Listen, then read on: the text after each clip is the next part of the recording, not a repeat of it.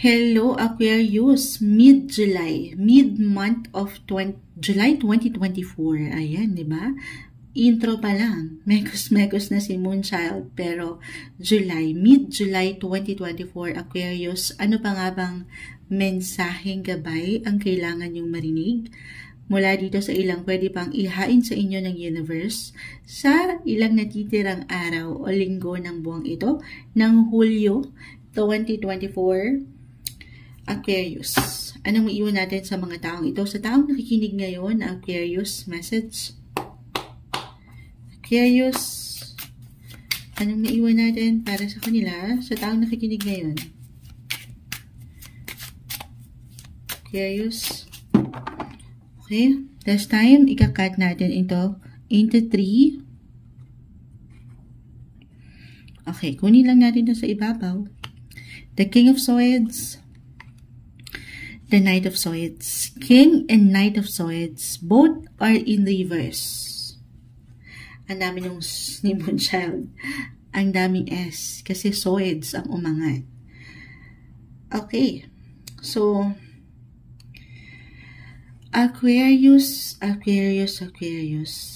May panlalaban. Patuloy na panlalaban sa inyong buhay. Life in general, tayo po ay general reading. Just only take what resonate. Pero if this is about your work, ayan, patuloy kayo nagsisibag. Or talagang kusang umaangat yung kasipagan, yung pagiging action and goal-oriented nyo. The King of Swords. Ito hindi maiwasan minsan sa sobrang focus natin. Diba? May pagkakataon po or merong tendency dyan na maging perfectionist ang ilan. Na hindi naman masama. Magandang quality nga yan, lalo pa kung may patungkol ito sa trabaho, sa isang proyekto. Ayaw nyo lang makitaan syempre nung gusot or anumang hindi maganda. Kasi nga, gusto nyo pulido, maayos ang lahat. Pero, ang downside lang yan minsan, di ba? Kapag masyado tayong focus, in a way, baka nagiging perfectionist nga ang ilan sa inyo, sa inyong ginagawa, sa gusto nyong makitang resulta. Kasi wala namang perfect eh. Walang perfect na sitwasyon, relasyon, or anumang bagay. Maaari tayong maka-encounter nung hindi balance, okay? Hindi pagkawasto, minsan. At dito, baka pag meron lang kayo nakitang hindi maganda or hindi umayon sa inyo yung gusto nyong resulta o yung inyong nakikita, baka dyan, yung tendency lang naman, okay, ay baka mapanghinaan kayo ng loob agad. Okay? Na, ay bakit ganun? At dyan, baka hindi na kayo sumubok pa ulit. Kasi ayaw nyo na eh. Oo. Wag na lang. Kumbaga. So, yun lang.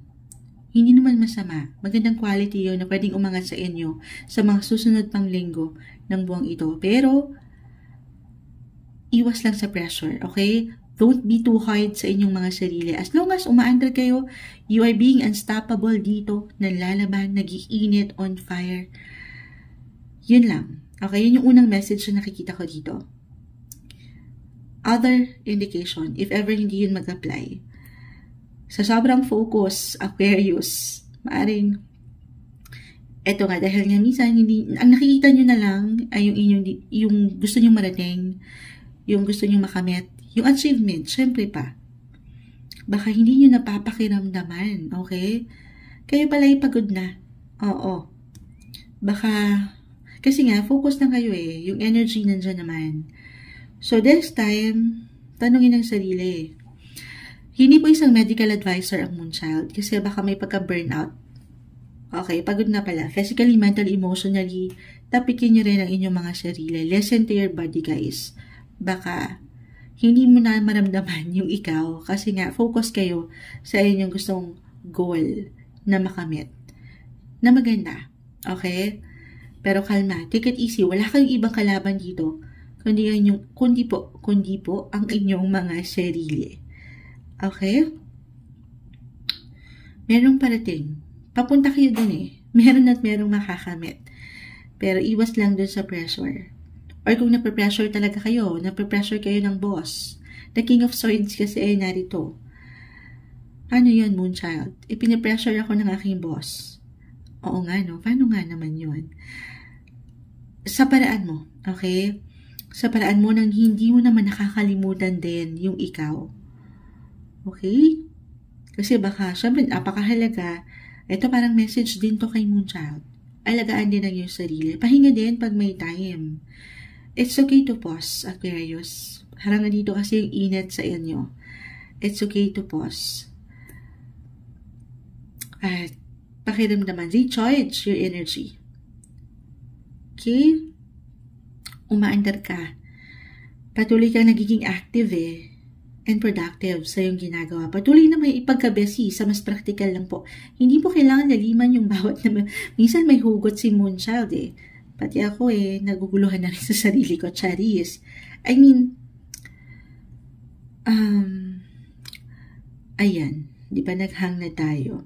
Patuloy na magiging busy and productive ito. Itong mga natitirang araw o linggo ng buwan. So, ayun lang. Baka kayo dito sa pang-araw-araw na buhay, sa takbo ng buhay, yes, sumasabay lang tayo, Moonchild, go with the flow. Pero, it's very important to listen, guys. Listen to your body. Okay? At dyan, tanging kayo lamang po ang higit na makapagsasabi. Kamusta ka na ba? Diba? Kinamusta ba kita noong una? I mean, physically, mentally, emotionally, pahinga rin pag may time. At mag-enjoy sa paraan mo. Okay? Or other messages. Ang daming messages ni Moonchild. Napakalawak po ng maaaring iparating ng baraha. Napakalawak rin po kasi ng maaaring makapakinig nito. Kung hindi pa rin mag-apply yun. Okay? Dahil sa pagiging focus niyo sa work, itong social life, I mean, pagdating sa, kahit sa dito, sa pamilya, or ilang taong malapit sa inyong puso, maaaring hindi na nabibigyan ng pagkakataon. Mid-month lang naman to. Mid-July. So, sobrang busy. Okay? Or talagang kusa po itong aangat for some of you. Baka mag-apply yung pagka-low-key ng energy. Kasi sinabi ni Moonchild nakaramdam tuloy ako ng pagka-low-key.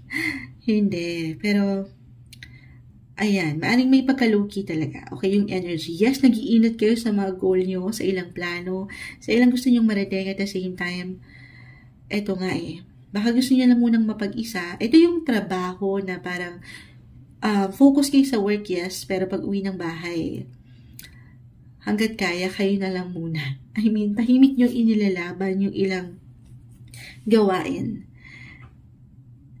Parang nagiging, hindi naman sa introverted side yung umaangat, pero kasi serious, ayan, seryoso sa buhay. Na sana ay pahintulutan mo rin daw ang iyong sarili na magpahinga, magsaya. Umaangat yung sense of security, Aquarius. Lalo pa kung meron na kayong ilang responsibility, meron kayo yung mga, syempre pa breadwinners, providers. So, seryoso na sa buhay. Na ang ganda, pero kalma lang daw. Okay, kalma.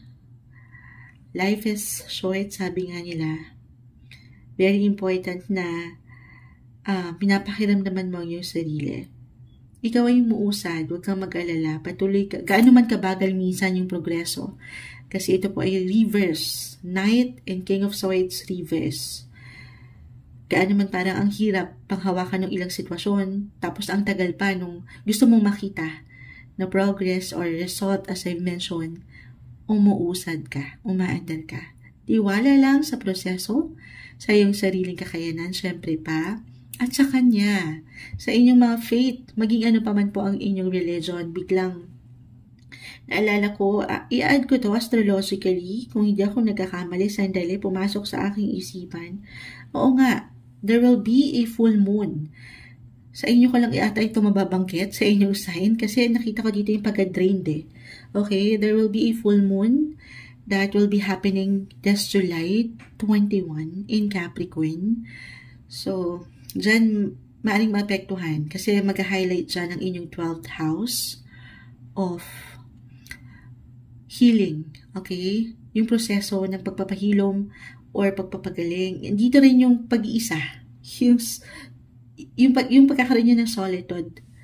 Okay? Yung kayo lang muna. Parang kailangan nyo munang magpahinga talaga.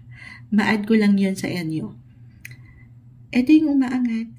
Recharge your energy. Parang nakikita natin dito, nag-iinat ka sa mga gusto mong makita. Pero pahinga rin daw po. Okay? Pahinga din pag may time. Pag nilay-nilayan. And sa 12th house po, i-add ko yung iyong spiritual connection. Dyan din yun.